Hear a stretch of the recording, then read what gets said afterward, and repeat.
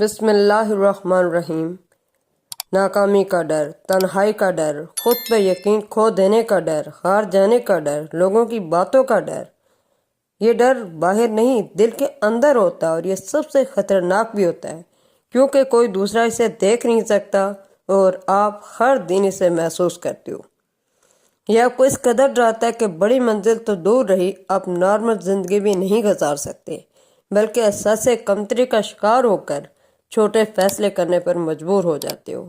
یہ آپ کو آپ کے خوابوں تک پہنچنے سے روک دیتا ہے، اللہ پر یقین کرنے کا احساس کمزور کر دیتا ہے، اور جو لوگ ڈر سے بھاگ گئے وہ زندگی سے بھاگ گئے، اور کچھ لوگ اس کا سامنا کرتے ہیں، وہ زندگی کو بدل دیتے ہیں۔ اندر کا ڈر وہ قید ہے جس کی چابی صرف یقین کے پاس ہے۔